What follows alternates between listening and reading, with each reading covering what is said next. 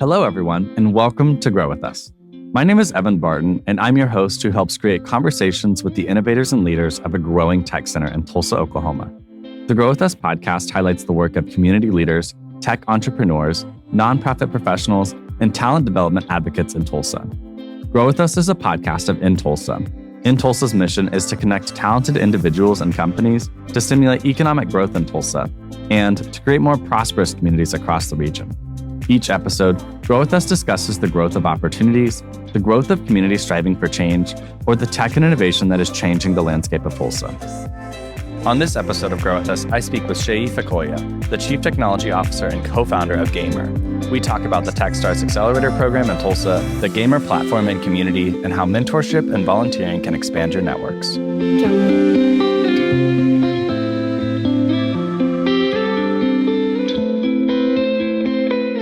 Hello, everyone, and welcome to another episode of Grow With Us. I'm really excited today to welcome to the podcast Seyi Fakoya. Seyi, welcome to Grow With Us. Thank you. How are you doing today? I'm doing good, man. It's good to see you. We had a chat at the very end of 2024 and kind of wrapped up the year, but now we're reconnecting this year, and I'm really excited to have you on Grow With Us. Thank you for letting us use some of your time today. Of course. Thank you for having me. Absolutely. Yeah, I think, just in our conversation that we had, I was really, struck by, I think a lot of the parts of your story are really inspiring. I'm really excited to kind of share that with our listeners.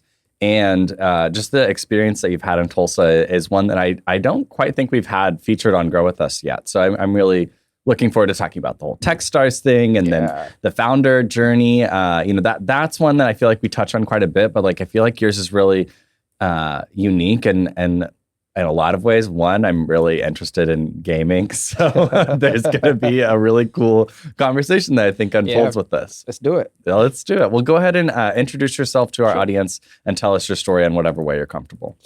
Yes. Hi, guys. My name is Seyi Fakoya. I'm the co-founder and CTO at Gamr. This has it's been a journey. We started Gamr, and I'll talk about that in a second. But for myself, I grew up in a middle-class family back in Lagos, Nigeria. My mom was a hardworking administrative nurse, and my dad was a contractor. Worked with a few folks in oil and gas, manufacturing, and growing up was very interesting. I was the last kid. I am the last kid of three. So I was considered the baby kid. So I usually get my way around things, but, including just, harnessing my passion, playing video games. And my mom got me my first PlayStation, and then later on got my computer because she said I can make money playing video games. A lot of parents say that. I was like, I've heard that before. So, but, growing up, I was surrounded by, very entrepreneurs around me, people who are, pretty much very keen on solving problems in their best possible way. My late uncle, God rest his soul. He started a biscuit factory, and he grew that to, $1 million in ARR. That's what we call it. But then there was nothing like ARR. Annual recurring revenue. I do know some of those terms. So, and I usually spend the summer with him and just sort of spending time about how he goes all about talking to customers, talking to his employees, keeping a family. It was a roller coaster for him. But again, I wanted to be about that life because I kind of figured out okay, you're going to sacrifice a few of your years and just sort of building, and there's a potential upskill where, things can be very good for you as a person. And so that's pretty much, for the most part. There are a couple of other things, going through my first startup, while I was doing my undergrad, building a software company. And it was a little mobile app focused on the Christian community where pretty much we digitized, I digitized a book that everybody was carrying about. It's a daily devotional with one of arguably the biggest churches in the world. And sort of made that available to thousands of people first. And there's a journey around that. Scaled that up, but I wasn't very business savvy. And so it failed, and then I went. I love that. That's how startup founders just I don't know, just say things about their business like it failed, it's over. But which like there's so much wrapped up into that. Correct. But like, it is kind of the point. Like it did, and you grew from that. So yeah, totally. And then, went on to, because it bankrupted me as a person, so I went on to look for a day job. I mean, because I vowed initially I wanted to be an entrepreneur. But like, I had to go look for a day job to keep, the lights on. So, and that's sort of what led me to corporate, work with a couple of startups, and then went on to work for a high growth company called Andela, pretty much valued $1 billion right now. Yeah. And then we just sort of harnessing my engineering skills. I became an engineering manager there, managing a bunch of engineers. I think at one point I was managing over 40 software engineers with multiple clients on the global scale. Wow. So that kind of opened my eyes to, me sitting out in Lagos, Nigeria. It kind of opened my eyes up to like the possibilities, building, massive companies. And so I was like, okay, we got to do this again. Yeah. And so take two. we got to do this again. So yeah, and that's kind of like the initial cusp of how Gamr, started coming to play. Yeah. That's amazing. And get us all the way to Tulsa for you. How does Tulsa become a part of your story, and how did you get here? Yeah. So the Tulsa journey started off right after my MBA program in New York. So I went to Pace University. So I started in fall 21. And then, I was building Gamr at the time, going through school, and for certain reasons, I couldn't build for the US market. And so we had to really kind of focus on the Nigerian market just to kind of validate the opportunity. And again, it goes back to even me, myself, solving my own problem, because my mom told me, hey, you need to do something else. You can't make money playing video games. I love that. That mother voice just always is in your head. It kept ringing. It kept ringing in my head. I was like, come on, man. I've had my mom on this podcast, so yeah, I know. Oh, wow. So yeah, post-grad school, basically I applied to Techstars. And then I think I was in California at the time because I was kind of like, all right, where do I go post MBA? Like, I didn't want to necessarily go get a job because I wanted to continue my entrepreneurship journey. Yeah. And then I went to LA. I went to Santa Monica at the time just to kind of soak myself in the game development ecosystem and kind of see what is going on there. And, a friend of mine was like, hey, you're not going to apply to Techstars? I'm like, oh, sure. All right. So I put my application in, applied to 3. So Techstars allows you to apply to multiple kind of locations. Yeah.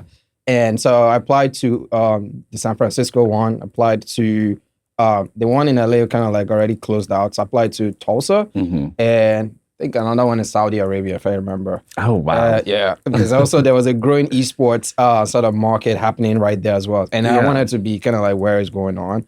And I was like, where is Tulsa? And then I know you've been at the coast at this point, and you're in your US. I think one of the things journey that interested me was, the managing director, Trey Baker, and he was the one that I kind of looked at. I was like, oh, okay, interesting profile. And just, okay, let me just put it in. And Trey reached out. Well, the team reached out. I went through 2 rounds of interviews, myself, my co-founders, and we got accepted. We got an offer letter. Funny enough, we got an offer letter. We got an offer from Techstars built in Tulsa, and then we got an offer from Oakland. Okay. Yeah, so we got we got 2 offers too, and then I was like, okay, where do I get the opportunity to validate the market? Because at the point we're looking to expand into the US. Yeah. Just right, like I said, right after grad school, I couldn't build for here. Where is the smallest market, or where is the market opportunity where we can validate a couple of things before we go into the bigger market? And where is the opportunity from a position where a lot of people are underserved from the gaming perspective? Because again, a lot of the thesis that I've discovered is gaming is siloed in coastal cities. So Absolutely. New York and then LA, Vegas. So I was like, okay, looks like the Midwest looks like an interesting opportunity to really, it's hard, but if you crack it, you're going to be big. Yeah. So yeah, that's why I like making it to the journey to accept the one in Tulsa. I really enjoy kind of hearing that whole thing about, choosing Tulsa, because like you really did have that option of like the coastal cities where, the industry really lives in some ways, whether it's the companies, whether it's the community that's already established there. But like you said, this kind of like validating the market is really important in kind of this untapped, opportunity that is here in Tulsa, especially for the gaming industry. Because like I've lived in Tulsa for the majority of my life, and like there's not a lot of I think about tournaments and kind of what the foundation of esports really was, and there wasn't that option. And now I know of esports at the University of Tulsa, and I know that OU has a program in esports, but like it's still a very new industry, and so you're coming here and doing some revolutionary stuff, which is awesome. Kind of the whole point of being an entrepreneur. Oh yeah, absolutely. And there was one other thing I wanted to touch on, kind of about like your early story too.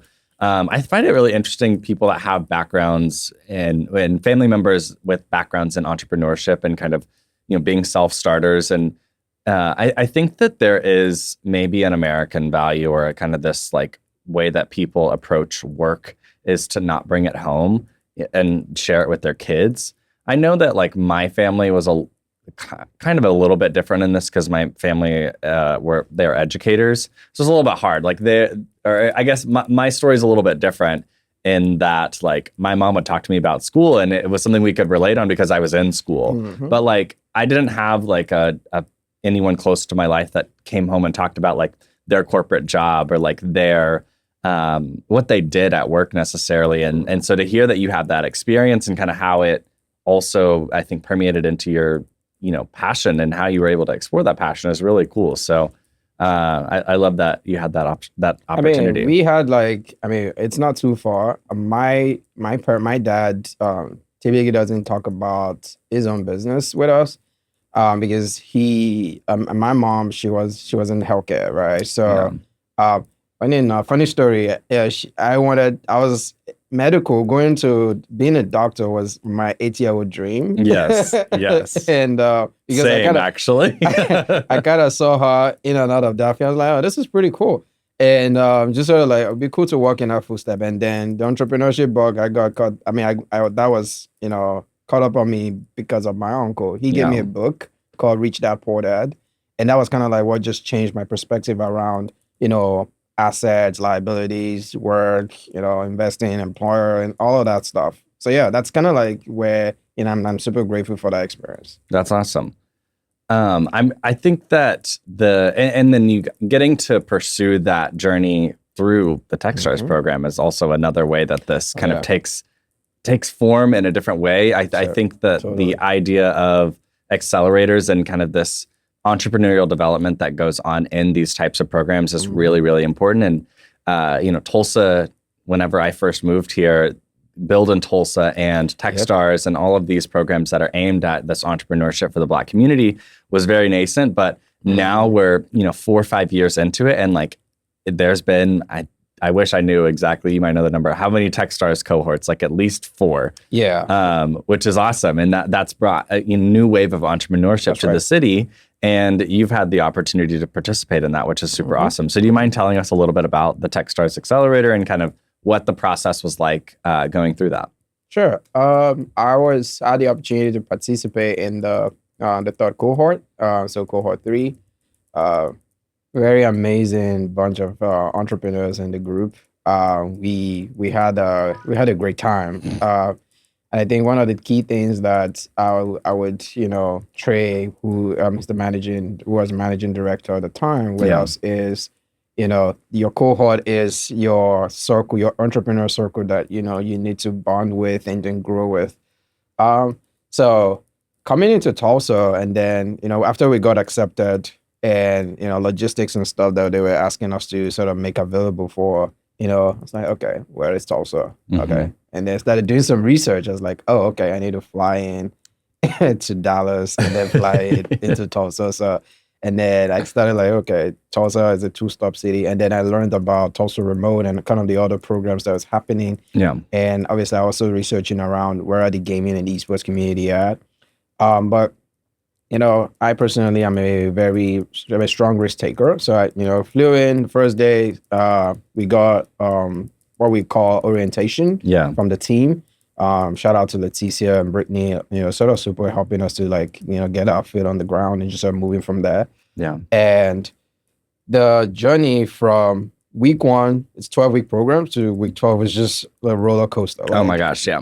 I couldn't sleep. I didn't get enough sleep because there was just a back and back outside the programming. It was just so much value that was shared within the founders and also with the mentors and support groups that Techstars kind of give us the opportunity to. Yeah. That network is huge. Yeah, it is. And so for me, right out of the gate, started like, matching my own doctrine. Like, this is what I want to achieve. I had 3 key things I wanted to achieve. Validate the opportunity in the Tulsa ecosystem. Yeah. The second piece is do a pilot with a couple of gaming groups. And then the third thing is fundraising. And just sort of use that to scale into the US market. Yeah. And for the most part, like I crushed both before the end of the program, which is very fantastic. From just early days, just validating if there's something is truly here. Yeah. Because that was sort of the entire thesis for me. But beyond that, it was just also becoming a support system for other founders as myself as well. So there were a lot of sleepless nights. There was a lot of like deadlines, putting the deck together, narrating your story, telling the story as well to both investors, selling your story to the community, selling your story to your potential users. It was a lot because, again, for me, my own, I wasn't exposed to something like this, but I've never been exposed to something like this before. Yeah. So, having to master storytelling, I think that's one of the fundamental things I could take out of the program, and just articulating things that, are very important to, to address in terms of your business, the problem you're solving, who is it for, et cetera, et cetera. So those things were, very key inside. And lastly, it was just, I think, Techstars beyond the program, you're kind of like a Techstars company and you're kind of that community. So being tapped into thousands upon thousands of founders globally, is truly a blessing. Yeah. No, that's amazing. I think that the idea of an accelerator program is so crucial for so many different things. I mean, I think, and it depends on the type of founder too, and what you can kind of get out of it. Like my observation of kind of your perspective is that like you have like a really strong technical background and like can build all the technology. And so the skills that you might gain from an accelerator is that storytelling. That's right. And then from the other side, there might be someone that really understands how to, sell and get those they have those fundamentals down, but they don't necessarily know what their product does, especially if it's a technology that's like very technical or new. Right. It kind of bridges the gap between founders, the founder to founder relationship within a company, and then also like that founder to investor, that founder to a potential audience or potential users, all of those things. So that's amazing. And I love that we have that type of program here at Tulsa. It really matters. And the fact that like, cohort 3 was how long ago for you? This is like actually a year ago. A year ago, and you're still here. I think that's a meaningful investment for one, like the program into you, and then also for building Tulsa into Techstars. Like it is creating this reciprocation essentially of you seeing that Tulsa is a place that, yes, it's a 2-stop city, but and yes, it doesn't have that ecosystem of gaming, but like you have kind of, I mean, maybe it did beforehand, but you're really tapping into and hoping to elevate it. Which is really cool to see. I mean, to touch on that, really, Tulsa is still a hidden gem, I'd say. Yes, the entrepreneurship spirit is growing. It's good in downtown, and shout out to a lot of the partners building Tulsa, and other partners, in Tulsa. Tulsa Innovation Labs and the academia, and even the nonprofit. So it's a lot of like efforts, coming together to really make this, ecosystem, truly visible, from space. So I think on the gaming side, there's a lot of pockets that I've discovered that, it took a while. It took a while. I think just staying here, post Techstars was very beneficial for me because, again, it allowed me to be able to march like what we call a go-to-market strategy. Absolutely. And just on us, because for every new ecosystem that you want to build, who are your allies? What is on ground? And then how do you marshal those resources and then begin to build from there? So I think that is sort of like one of the key takeaways, post Techstars. Yeah, that's awesome. I love it. And we're now at the point where I want you to talk all about Gamr and what it all is. And you also had the opportunity to show me the platform, which was super cool. And I really appreciated that. But go ahead and share with our audience, what is Gamr and kind of how has Gamr grown as a company since you've been in Tulsa? Yeah, sure. Gamr has taken different forms in terms of its definition, but in a short word, we call ourselves a career accelerator for gamers.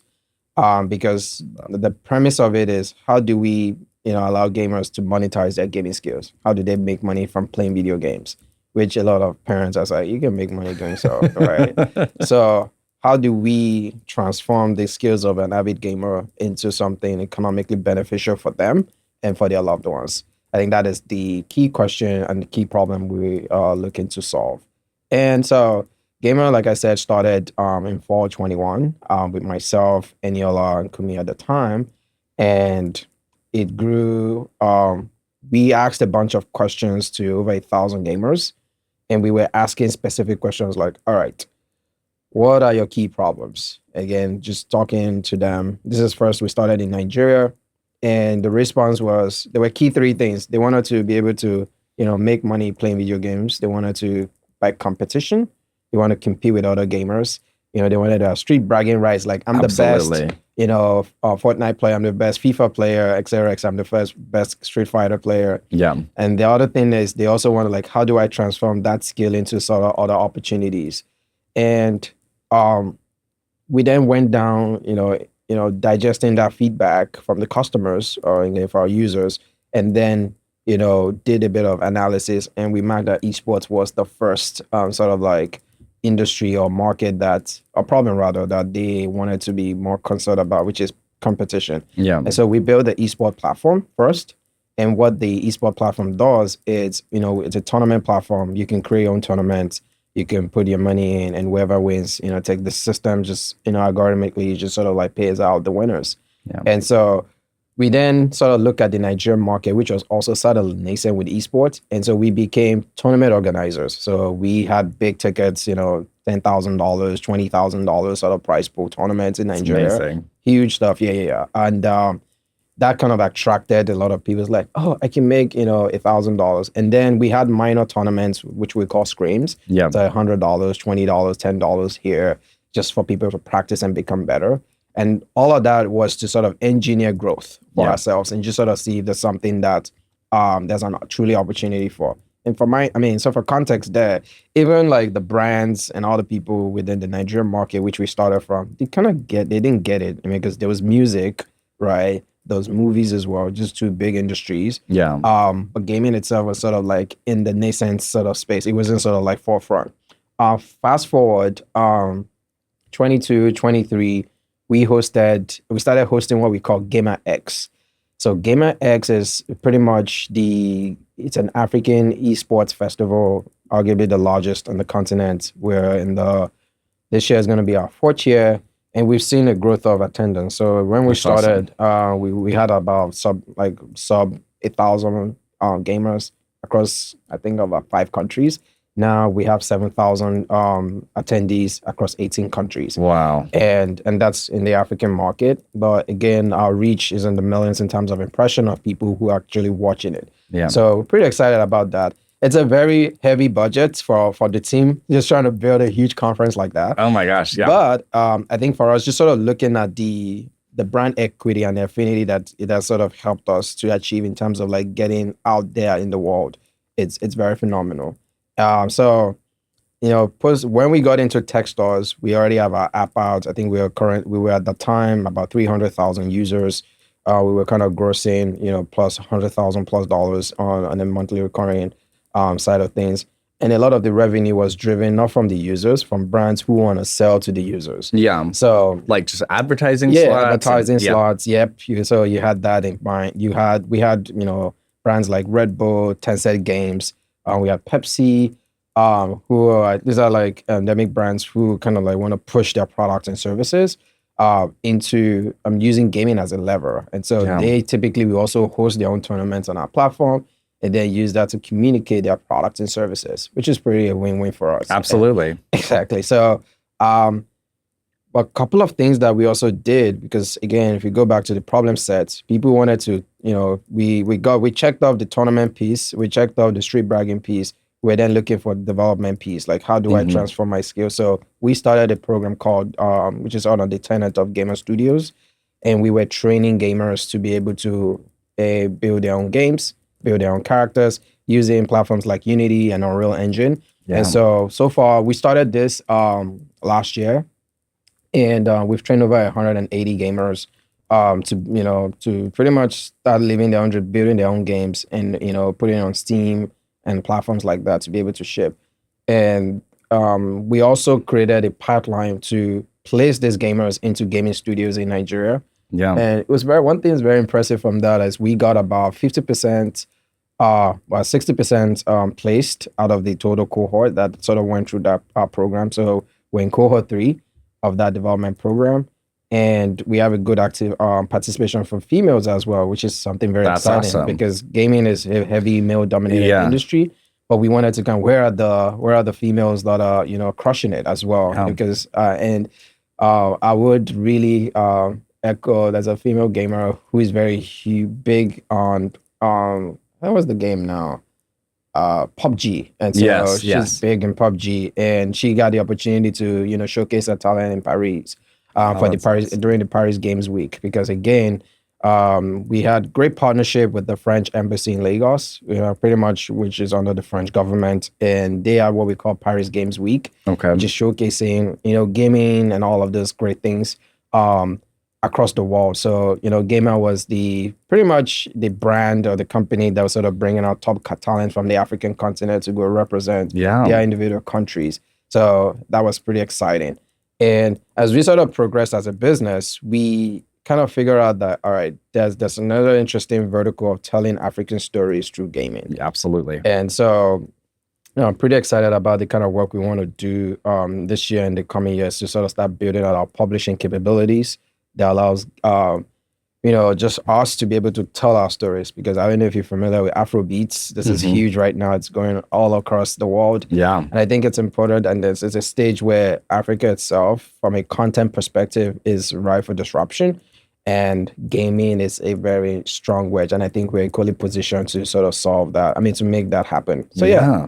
That's amazing. Oh my gosh. There's so many notes I just took down because I think there's really so many things I want to dive in here. I think the one thing that just reminds me a lot of the work that we're doing here is this career accelerator, part of this Gamr Studios. That's such a novel idea. And I wonder, I guess I might answer my own question here, but it's interesting that I don't think that the tournament hosts or the game publishers, whoever organizes it for things that I'm familiar with, I'm thinking VGC with Pokemon. I'm thinking of Evo, which is big for fighting games. Games, right. I don't really think that they're, from my understanding of that world, there's not really that pipeline of oh, you like these games, do you want to be a developer? I don't know if there's people doing that. And it sounds like you're doing that with this market that you have access to that already doesn't have those opportunities to begin with. So you're the first people to come in with those opportunities, which is awesome. Yeah. It's also, I think it's a direct investment in your constituents isn't the right word, but your users, the people that are already on your platforms. You have another way of getting involved even more, which is awesome. These aren't just design skill, or they're not, you're teaching them hard skills coding and Unity. These are some of the highest in demand skills in software and software engineering, and every company is looking for someone like that. So that's an amazing resume builder. And I'll tell you this. So I think one of the things that, after going through the journey of training 180, and the goal is to train thousands, over the next decade, is, where are other industries that gamers, people with gaming skills, are aligned with. And even right here in Tulsa and in Oklahoma, we figured out a couple of industries. One is the aviation industry. Absolutely. And then obviously the Navy and the military as well. It's one of the key industries that we've noticed. Fun fact is we kind of we're in sort of in advanced conversations and with these two key players. For example, Oklahoma is all the aviation sort of thing when it comes to training air traffic controllers, which is a critical skill, or a critical role in terms of all the planes that go across in our skies, right? Yeah, and it aligns with the tech hubs like mission that we're all. Yeah, that's right. And Oklahoma is pretty much the only hub. I mean, the only training hub in the United States where you have air traffic controllers being trained. Yeah. Just a couple of miles out of Oklahoma City. And there is a huge demand in terms of, and there's also a backlog because a lot of the air traffic controllers are old and they're transitioning out. Yeah. There was a report I read and it shows there were over 3,000 jobs on air traffic controllers that are waiting to be taken. Wow. This is so for context, air traffic controls are, like I said, they are the ones that, coordinate the planes, how they fly, they land, how they route the skies, et cetera, et cetera. But a lot of this takes a lot of, just being steady, just focused. Being very focused, just looking at the screen for hours on end. Yeah, translating like something that you're seeing on the screen into like the real implications of what happens. Because if you glitch and if you don't say like, you could have a plane crash right there. Yeah. So, and gamers themselves, have built that insane focus skill on just sort of solving game problems that they face on a day-to-day, and they be there for hours on end. I mean, this. We play video games, and you're like, "Oh, it's dinner time. Okay, 1 second, I'm coming. I got one more game. I got one more level to wrap up," and then you're there for hours. I was like, "You've not finished? Oh, it's time for bed."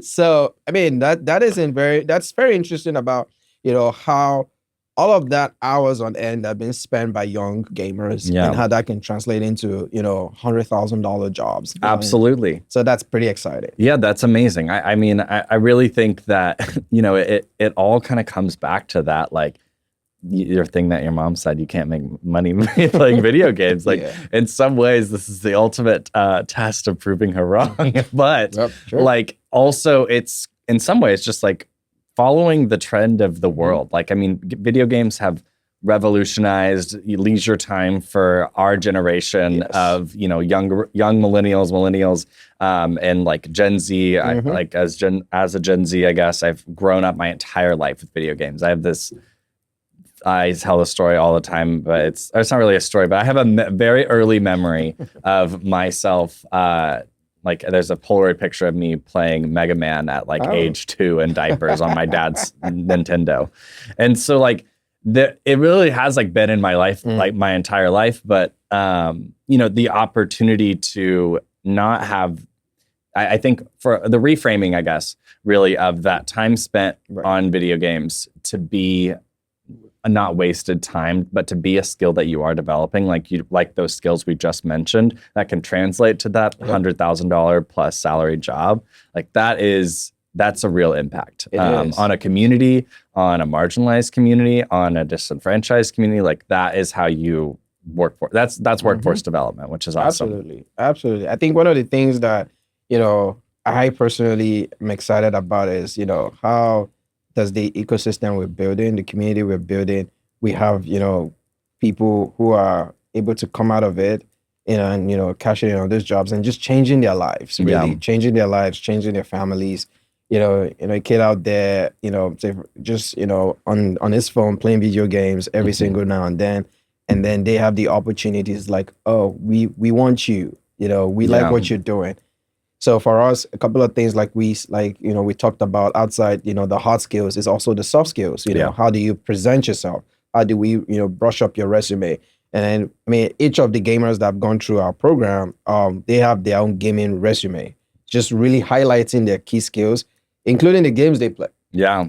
So because when and the ones they're good at. Absolutely. And then they got rankings on it. Yeah. And so because, this is very important. And for the employer, on the other hand, is how do we also help them see, the angle from that point? Because the value of those skills. Exactly. Yeah. It's like, oh, because this person has played this and has reached this level, that is a lot of the amount of energy and focus and sort of like time commitment to be able to achieve this. Yeah. This is how it translates to you as an employer. So again, it's like doing that work, coursework or your time spent equals like it really does. It's one of those things that like I can see the curmudgeon older white man that's like, what are you trying to sell me on? But I can also see like, just someone that is facing the reality of the world and kind of like what people are spending their time on, and how do you make that's an innovator who's looking at how to translate that experience into something that isn't necessarily more valuable, but like just as valuable, right? In terms of a career and like something that the industry and the workforce needs. So it's really awesome. I think my next question for you is like really interesting, and I hope that or I'm really excited to kind of talk about it. But like, what has like, I know that this platform is really based in the African market and has a real reach there. But you're in Tulsa. So how do you kind of stay connected to your African roots and your community besides kind of work? I know that you're spending a lot of time communicating, across the world in some ways, but like I'd be curious to hear kind of what your perspective is. I mean, right now, it's a lot of work, so I definitely miss home. Yeah, I haven't been home. The last time I went home was like 22, just during my first year of MBA. Mm-hmm. And so yeah, first off, I miss the food. I miss the hustle and bustle is what we call it back home. Yeah, and I was like, I know Lagos is like a big city. Yeah, it's 24 million people. Wow. It's like New York, but just a bit more chaotic. Yeah, and New York is chaotic. And New York is chaotic, so it's like 2x, 3x more chaotic than New York. Just a lot of energy. I think one of the key things I miss outside Lagos is, the noise. The noise level is just. I was like, we're quiet on the prairie here. Yeah, absolutely. Like the difference night and day. It's like me, I just walk. I hear a little noise. Like, why so much noise? But in Lagos, it's every single day. But I think one of the key things, I stay connected with the team and with family. And everything between. It's just sort of like thankfully for technology, because we're building tech companies. Yeah. Just sort of like connecting every now and then. And it's just hearing even for work, the work we do, hearing testimonials that's coming out of that market. Yeah. It's truly like exciting. It's very refreshing for me. I mentioned one of the female gamers. There are other gamers as well who have got signed on by Red Bull to become influencers for them. Actually, let me actually mention that is. One of the key applications is how gamers can start creating content. We're doing one right now, and just telling their stories about this game and becoming subject matter experts. Yep. And so we've seen people just stream their games on Twitch, on YouTube. And fun fact, I don't know if you know this, 60% of YouTube's revenue is gaming. So, oh wow, because it just has a insane amount of attention, and then the community and sort of like the generation. People sit there on their phones watching people play. Exactly. Yeah. So that is, for the baby boomers and, the late millennials, like, what? What on earth are they doing? I'm going to watch you. Get off your phone. You make all these mistakes, and I just like, oh, go this way, go. And like, that is the new entertainment. And it is something that is... They're all backseat gaming. That's what the chat's doing. But yeah, and so that is very inspiring to see young people on the continent just sort of like, share. We're passionate about and they sort of tell their story from there, and me getting that feedback from the team. The last piece, obviously, it's also going back to my co-founders who, because I'm not in the market, I'm sitting in Tulsa, trying to like continuously orchestrate our go-to-market in this part of the world, and actually outside Africa as well. And just also talking to brands who are looking to go into the African market. Yeah. Because we've also seen publishers who are trying to, reach new markets, and so, sort of having that conversation with those key stakeholders, and then sort of selling them the African dream and selling them the opportunity that it is there. And just for context, we've identified over 400 million untapped gamers in the market. Africa is 1.3 billion people. Average age is 16. So it's a very young continent. Yeah, yeah. So it is very interesting about the potential over the next decade, and being a frontier market and how it's going to basically, grow very fast, and it's growing very fast. Nigeria, we've identified over 40 million gamers in a population of 200 million. Wow. And so those sort of numbers and sort of like those, like, this is like, we just need to, as a startup company, as businesses, to continuously like, build the ecosystem, the infrastructure, and it will just take off. And we're excited. Yep. No, that's amazing. God, I'm going to sound like such a white person here. I apologize. But like, it's really interesting to me. Like, I think that Americans are so unfamiliar with Africa as a continent and all the misconceptions of kind of what's going on there. And when we say there, we literally don't even know necessarily what we're talking about because you're not being specific about a country. And every country is like different country to country. It's almost like the States, but a little bit different because like we have like the US is a country under a federal government, and every country over there is organized completely differently. But when you're talking about things like this, I think it starts to translate very easily. You're talking about market size. You're talking about, available users for a platform. You're talking about technology, which is like easily this, ability to connect and stay connected. I think that's really the genius in kind of what you're doing, is that you're able to, what you're doing here in America and kind of doing this analysis of kind of how the gaming industry has sustained itself and innovated and probably overgrown, or, how things have shut down. You're doing some of these like analysis of the testing waters that America was, and taking it home and innovating in a different way with a different market and facing new challenges and facing all of those things, which is really, really awesome. And I love that you're getting to do that. So, I mean, this is a slight follow-up question, but you're the only person on your team that's in America. Right. Wow. That's crazy. So it's essentially you went through Techstars for everyone on your team. Oh yeah, that experience. I was talking to my co-founder Eniola. I was like, "Hey, you need to be here." I was like, "Hey, just do it for us. We also need to finish. We need to solve a market here as well." I was like, "Yeah, that's right." Because every single thing I was learning during Techstars, I was getting through Techstars. We were applying it right on the market. Yeah, and it just sort of kind of seeing, if it's something that makes sense for us to continuously grow.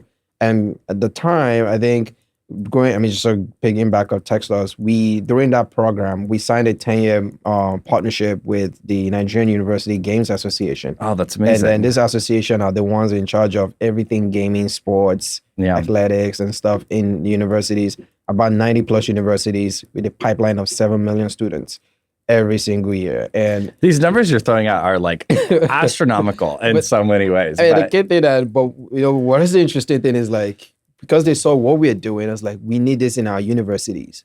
And the other thing is gaming programs doesn't exist in the Nigerian education system. Yeah, and it's also very new in the US university system as well. So it was like, okay, we can pioneer in that space. And so that 10-year partnership then unlocked an opportunity, what we call Varsity League. It's like collegiate esports, which is something is already here. It's like it's like the D1 esports league. There you go. It's like, so all right. So we started Varsity League last year, just after, on top of the 10-year agreement we have. And that's all on your platform. Like they're all using Gamr. Absolutely, because we built a technology as like, how do we start applying that use case to different verticals? So started in Nigeria. We started with 5 universities. I think we have a sub of like 2,000 people to hop on the tournament. And we're pretty excited to expand that this year as well. Because again, for us, outside the tournament piece, it goes back to how do we then sort of expose them to other talent development piece, which is content creation, game development, podcasting, etc. So all those kind of skills to sort of make you a better gamer, but a better human from an economic point of view. So that's pretty cool. That is amazing. I'm in awe of a lot of this stuff, and it's sparking a lot of ideas for me, because like I work with a lot of college students, and a big population of students that we work with is at the University of Oklahoma, which does have an esports community there. We have a mutual connection, Anita. Hey, Anita. Hey, Anita. I miss her. She actually, I have like I had a litter of cats like 4 years ago, and she has one of my cats. Cool. It's one of the ways we'll always be connected. She has Basil. But yeah, I mean, that market is something that like it matters. There's an overlapping circle for us in terms of what's here in Oklahoma and what is an accessible market for us, and also what opportunities we can approach students with, which is really cool. So we'll probably stay connected and continue that conversation. Or at least I would like to. My last question for you here is kind of, more broad, a little bit zooming out of kind of specifically the Gamr conversation and Techstars, but I know Techstars plays a big role in this. But I'd love to hear kind of like, what is the role of mentorship in your personal and professional life? I know that when I was looking at your LinkedIn, I saw that you had mentioned that in kind of your bio as having the opportunity to do that. And obviously Gamr has a big element of mentorship in it, but kind of, I'd love for you to expound on that, like what the role of mentorship is. That's an interesting question. Where do we start from? So mentorship has been a very key component for me growing up as an adult. Not that I don't make mistakes, but being guided by people who have failed. I say that respectfully. Yep. And people who have succeeded, and the ones who have failed, and just learning that this is what you should not do. This is how you should go about. This is what I've done wrong, and this is how it just ended up for me. Gives me. I don't necessarily. It's coming from a place of respect. Yeah. That okay, and then nurses are like, you don't go that path because this is pretty much how you might end up. And then the people who have succeeded, and then what are the things that they've done to be able to succeed. And then continuously remind myself that I'm also in a world of 8+ billion people. How do I also show up as a mentor to people who are also coming ahead of me? Who are coming behind me rather, and wants to also, contribute positively to this world. And so I truly value mentorship, and I've been surrounded by it, and I keep, investing a lot in that. Because I give myself to people, and as I pour to people, I also need to be poured into. Absolutely, yeah. And so that's kind of like it's a really good one analogy. high level way, thinking about mentorship. There's just so many things in my life. I can't really start naming names. A lot of people who have made me who I am right now, and I know in the future there's still a lot of people that's gonna come through me. Yeah. Again, even with peers, people who are other founders in this space who are also sharing their journey. I think that sort of like, rubbing energy is very important in just sort of helping you shape that understanding you're not alone. Yeah. It's sometimes a very lonely, our entrepreneur is very lonely. And oh my gosh, and you being the only person on your team even here, I can imagine. It's sort of very lonely for some people if you don't have. And so I use the mentorship also as a strong support system. Yeah. And I'm very grateful for that. I'm grateful for everyone in my network. That's amazing. I really appreciate that sentiment, because it is something that I think about mentorship a lot. It's one of these things that in my life I've found myself being really grateful for the relationships of the folks that have decided to pour into me. But it's also one of those things that I found it hard to seek out. Like it is a difficult journey for someone that wants mentorship but doesn't necessarily know how to find it. Because everyone kind of, maybe I'm mischaracterizing everyone, but I would say that a lot of people want to be poured into. A lot of people want to be developed, and a lot of people want their interests to be taken into account by someone else other than themselves. That is the hardest thing to kind of translate or to find, because you're really asking someone to take a chance on you or to invest in you. And that ask feels different than someone offering to do it for you, or a program facilitating that relationship. That's right. And there are some people that have exposure to those programs that facilitate that mentorship connection, but there's some people that don't. And I personally feel like I landed in that like camp of, and this is no disrespect to any person that has poured into me, but like the relationship hasn't really like formalized to be like a consistent relationship that we return to over and over again. I've always had to manage that. Oh yeah. And that's fine. It's just, I guess what I'm trying to say is it's a little bit harder. It's been harder for me to find it, but it is something I extremely value. And I want to, that analogy that you explained, kind of like pouring into someone as you're pouring into someone else, kind of keeps you from overflowing, but also like keeps you from being empty. Correct. I think the journey it's for the most part, based on my own experiences, it's not balanced. You pour out more than you get. Yeah. But also, I think that's, my own point of view that I've seen after, Absolutely. And then you talked about, managing those relationships. This is very hard. It's very hard, so for example, I have a mentor based in the Bay Area, and we connect once a year. Yeah. And we speak probably for like an hour to just sort of compress everything that has happened in the year. Oh my gosh. And so yeah. The highlights. You get the highlight reel. Exactly. And the lowlights. I mean, if Absolutely. it's one of those relationships. Absolutely. And you want to get the best out of that hour conversation. So just being respectful of their time. Yeah. I think one of the things that I'm being able to, continuously improve of is just setting agendas and sort of the key things you want to sort of articulate and share with the individual, and then kind of get feedback on that. And so doing that it's your job. Yeah, exactly. And I think it's a good framing piece too of like, you give more than you get back. And, that comes down to trust and faith. Yes. For me, it is like the faith that it will come back to me in an honoring way. It doesn't have to be immediate, because one of the things, like a couple of things I've seen, like I spoke to, even my journey into the US, shout out to Debbie here. She was the one that kind of orchestrated my applications to the University of Pace, Pace University. And because I necessarily didn't have like the innate interest to be here, but, God is very, generous and gracious. It's like, okay, you don't want to listen. Yeah.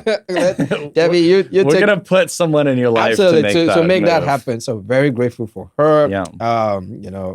And I say that obviously because also I had a very key, influence in, a young person's life, by also investing in their own education. And then they've gone out to be a software engineer. And day after day, they keep reminding me of like just the little thing. I wouldn't say it was so inconsequential. It's like, just a little token of support. Yeah. It's like, Seyi, you transformed, how I see things just because of how you've just sort of taken, my interest and just being able to invest in my future. So I think that is very exciting for me. And again, sometimes it sucks where, you are your own downs, but the kind of support you need is not there at the time. But, the way I kind of then reframe that is, it would come in the future. Yeah. And so you're just basically investing in your future by, taking on that role. And then the last thing I want to just touch on is just like volunteering. I think one of the key things is to be able to attract mentors is to just also put yourself out there through volunteering. I think it's a interesting hack that a lot of people have heard from different people. It's like, just volunteer. You don't know who is around you. And it's just to say that. And then Tulsa is a very interesting ecosystem where volunteer is important. Absolutely. Because a lot of people, they need to be developed from a career, from a technical perspective, even from a life perspective. I volunteered at the global district, East Tulsa there. Yeah. And I met, amazing physicists. I met another person who is building nodes that go to space. Yeah. And they live here. I was like, oh, wow. I wouldn't have known that you were exactly. here. I was like, and then I'm like, where'd you work? Oh, I work with one of the space companies here. I have a PhD in physics. I'm a physicist. I'm like, okay. And then we're building. I'm like, interesting. Now, and I met other people. Like, it was so surprising. I met with someone that works at Nickelodeon, and we're talking about gaming and how they are also he I think is the director of programs. Is it Neil? Maybe. I was like, I know someone that comes to Tulsa all the time who works at Nickelodeon. It could be him, actually, because I forgot. I can't remember his name. And they're telling me they're actually looking to start building gaming content in the African, asking the African stories in them. I was like, oh, that's awesome. Talk. Yeah, we should talk. I have a really similarly interesting story. I volunteered at the fairgrounds for the Tulsa Democratic Party to help register people to vote. We would register anyone to vote, and I volunteered with the head of the Tulsa Democratic Party at the time. Her name's Amanda Swope. And literally, like within 2 years, she was elected as a representative at the state house. And then once the election happened and Monroe Nichols was elected, he named Amanda Swope as the director of travel relations for the city. So like, that one, I saw that post on LinkedIn. I know. I was like, that one volunteer opportunity, it hits exactly on what you just mentioned. That one volunteer opportunity connected me to her. And now, like, we were at an event last week and we sat next to each other. And then Monroe walks up to the table and I'm like, hey. Like, it's just, it's a really good, I think Tulsa is a really interesting place where, volunteering has put me in rooms and put me in networks with people that I wouldn't have thought that I could have. Or just like we weren't anyone to anyone at that time. And then in such a short time, so much has changed, but we're still connected, and I that's think that, really that cool. is for anyone who goes into any city and it's their first time in there. I think one of the key hacks is just volunteer your skill set. And that's how you can very quickly grow your network. Absolutely. So, I mean, it has worked for me. It's like, it's always, how do you know so much people? Just volunteer your time.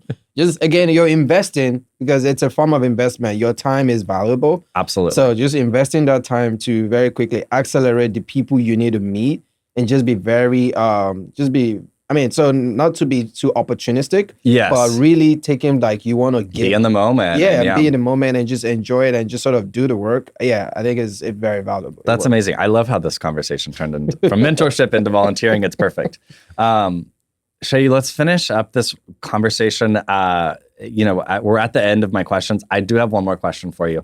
What are your favorite games? Oof, right now, are you on the Marvel Rivals wave? Oh, no, I'm not. I am. It's actually really fun.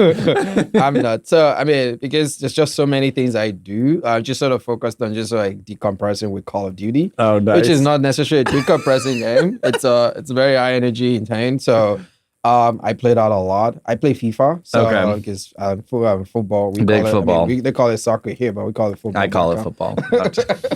So play that a lot because again, it's Nigeria. My roots. It's very football country, and so those are the games I play: Call of Duty, FIFA, and obviously some Street Fighter games. It's very big in that as well. So those are the top 3 games, and obviously other games on my phone. Yeah. Yes. I was like, I like fighting games. I do Mortal Kombat. Street Fighter is really fun. I feel like Street Fighter is so hard. Like there is like when you're trying to execute those like X moves combos, or whatever, and I'm like, I can't even like, I don't know. There's ultra combos and then there's hyper combos and. I'm familiar with it enough to know that I can't do it very well, but I do love fighting games, and it's very satisfying to play fighting games. And I feel like fighting games and Pokemon are like kind of like my view into the competitive and like esports realm. Because I love Pokemon. I've been playing Pokemon my entire life, and like VGC is like you can catch matches of that on Twitch every now and then, or on TikTok sometimes. But like, I've seen some viral clips from that. Like, it's really funny to watch like an entire crowd go crazy over like a fatality at like the championship round in Mortal Kombat.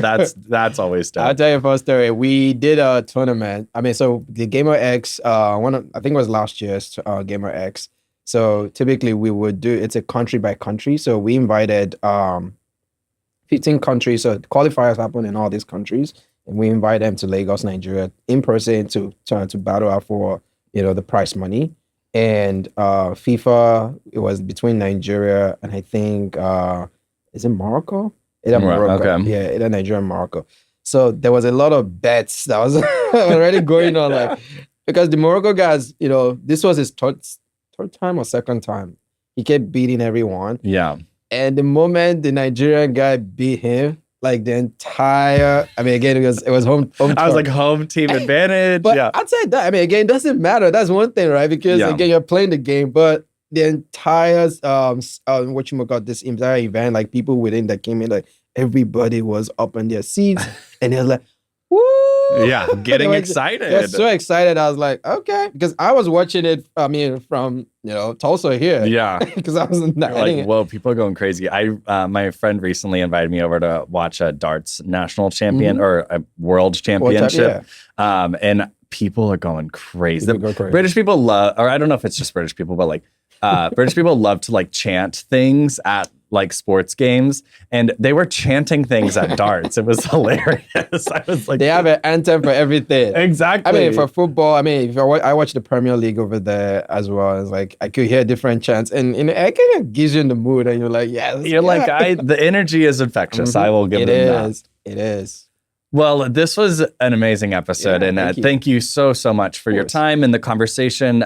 Is there anything else you'd want to plug? Any way that people could maybe get involved or maybe even get connected with you? Sure. You can follow me. You can connect with me on LinkedIn. Seyi Fakoya, SEYI Fakoya. What else? You can definitely download the Gamr app. And so you just go to the App Store, go to the Play Store, and just search for Gamr, Gamr.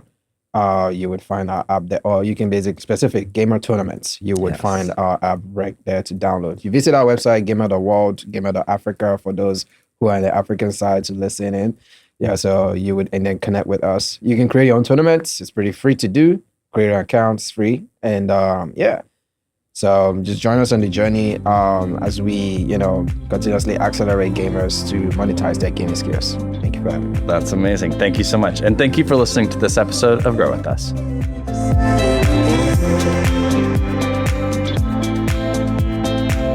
Thank you for listening to this episode of Grow With Us. Grow With Us is supported by Tulsa initiatives. If you're interested in learning more about Tulsa services for job placement and workforce development, please visit talent.intulsa.com. From there, you can join our talent network where you'll get access to our newsletter, and our talent team will make sure we put the right opportunities on your radar. We put the choice to pursue a new career and opportunities in your hands. Be sure to subscribe on Apple Podcasts and Spotify to be notified when more episodes of Grow With Us are released.